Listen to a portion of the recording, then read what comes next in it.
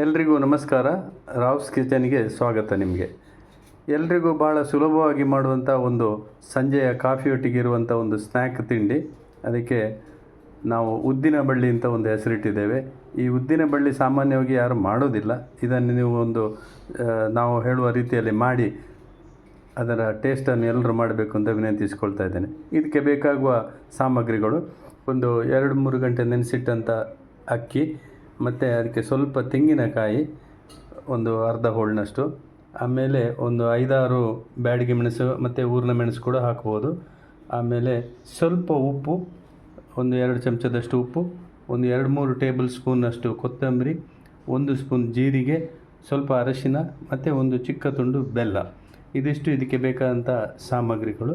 ಮತ್ತು ಇದನ್ನು ಎಣ್ಣೆಯಲ್ಲಿ ಡೀಪ್ ಫ್ರೈ ಮಾಡಲಿಕ್ಕಿದೆ. ಅದಕ್ಕೆ ಶುದ್ಧವಾದ ತೆಂಗಿನ ಎಣ್ಣೆಯನ್ನು ಕೂಡ ನಾವು ಉಪಯೋಗಿಸಬೇಕಾಗ್ತದೆ. ನಾನು ಹೇಳಿದ ಸಾಮಗ್ರಿಗಳನ್ನೆಲ್ಲ ಮಿಕ್ಸಿಯಲ್ಲಿ ಹಾಕಿ ಅದನ್ನು ಈ ಕನ್ಸಿಸ್ಟೆನ್ಸಿಗೆ ಸುಮಾರು ತುಂಬ ನೀರು ಹಾಕಿ ಅಲ್ಲ, ನೀರು ನೋಡಿಕೊಂಡು ಹಾಕ್ಕೊಂಡು ಈ ಕನ್ಸಿಸ್ಟೆನ್ಸಿಗೆ ಅದನ್ನು ಮಾಡಬೇಕು. ಆಮೇಲೆ ಉದ್ದಿನ ಬಳ್ಳಿಯಲ್ಲಿ ಬಹಳ ಮುಖ್ಯವಾದಂಥ ಒಂದು ಐಟಮ್ ಅಂತ ಹೇಳಿದರೆ ಉದ್ದು. ಇದನ್ನು ನಾನು ಆಗ ಹೇಳಲಿಲ್ಲ.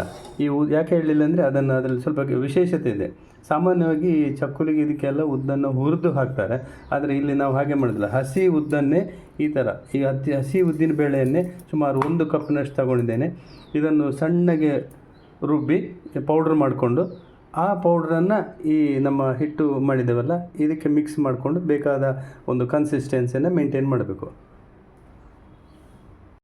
ನಾವು ರುಬ್ಬಿಟ್ಟುಕೊಂಡಂಥ ಅಕ್ಕಿಗೆ ನಾನು ಉದ್ದನ್ನು ಈಗ ಹಾಕಿದ್ದೇನೆ. ಅದಕ್ಕೆ ಉದ್ದನ್ನು ಸಣ್ಣ ಪೌಡ್ರ್ ಮಾಡಿ ಹಾಕಿದ್ದೇನೆ. ಅದನ್ನು ಕಲಸುವಾಗ ಈ ಕನ್ಸಿಸ್ಟೆನ್ಸಿ ಬರ್ತದೆ. ಸ್ವಲ್ಪ ಹೊತ್ತಲ್ಲಿ ಅದು ಗಟ್ಟಿ ಆಗ್ತದೆ. ಆಮೇಲೆ ಅದನ್ನು ಒರಳೆಯಲ್ಲಿ ಹಾಕಿ ನಮಗೆ ಬೇಕಾದ ರೀತಿಯ ಖಾರದ ಕಡ್ಡಿಯ ಯಾವುದೇ ರೀತಿಯಲ್ಲಿ ಅದನ್ನು ಮಾಡ್ಬೋದು. ಅದು ಮುಂದೆ ನಾನು ಹೇಳ್ತೇನೆ. ಅದನ್ನು ಈಗ ಅದರ ಕನ್ಸಿಸ್ಟೆನ್ಸಿ ಈ ಥರ ಇದೆ ನೋಡಿ. ಅದು ತನ್ನಷ್ಟಕ್ಕೆ ಇಷ್ಟು ಗಟ್ಟಿಗೆ ಆಗಿ ಬರ್ತದೆ. ಇನ್ನು ಇದನ್ನು ಎಣ್ಣೆ ಸವರಿದಂಥ ಒರಳೆಯಲ್ಲಿ ಹಾಕಿ ನಾವು ಖಾರದ ಕಡ್ಡಿಯ ರೀತಿಯಲ್ಲಿ ಇದನ್ನು ಮಾಡಲಿಕ್ಕಿದೆ. ಈಗಾಗಲೇ ಎಣ್ಣೆಯನ್ನು ಇಟ್ಟಿದ್ದೇನೆ, ಅದಕ್ಕೆ ಬೆಂಕಿ ಮಾಡಬೇಕೀಗ.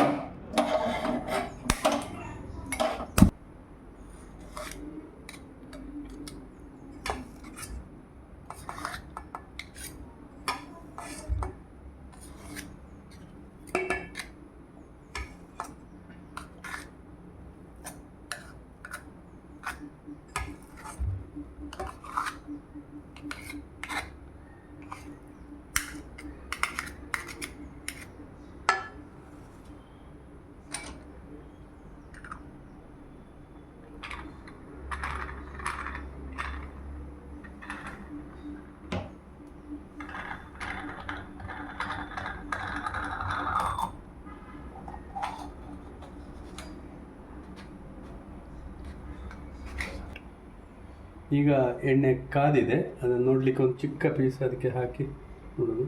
ಎಣ್ಣೆ ಕಾದಿದೆ ನೋಡಿ. ಈಗ ನಾವು ಅರ್ಧ ಗಡ್ಡೆಯನ್ನು ಒತ್ತುವ.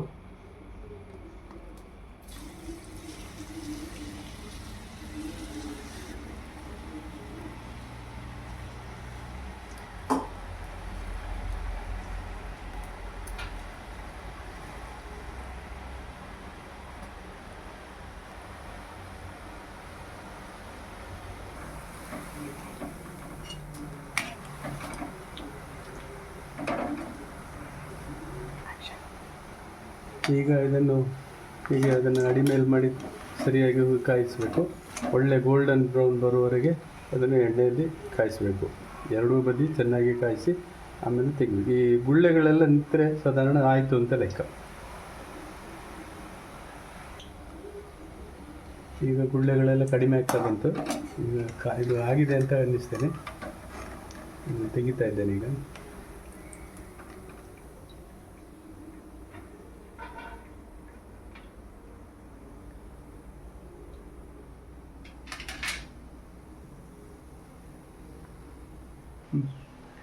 ಈಗ ಉದ್ದಿನ ಬಳ್ಳಿ ತಿನ್ನಲಿಕ್ಕೆ ರೆಡಿಯಾಗಿದೆ. ಈಗ ಕ್ರಿಸ್ಪಿಯಾಗಿ ಅದು ಬಂದಿದೆ. ಅದನ್ನು ಉದ್ದಿನ ಬಳ್ಳಿ ಅಂದರೆ ಬಳ್ಳಿ ಥರನೇ ಕಾಣ್ತದೆ ನಿಮಗೆ, ಬಳ್ಳಿಯಾಗೇ ಇದೆ. ಇದನ್ನು ಇನ್ನು ಪುಡಿ ಮಾಡ್ಕೊಂಡು ನಮಗೆ ಬೇಕಾದಷ್ಟು ತಿಂತಾಯಿದ್ರೆ ಸರಿ. ನೋಡಿ, ಈಗ ತಿಂದರೆ ಸರಿ.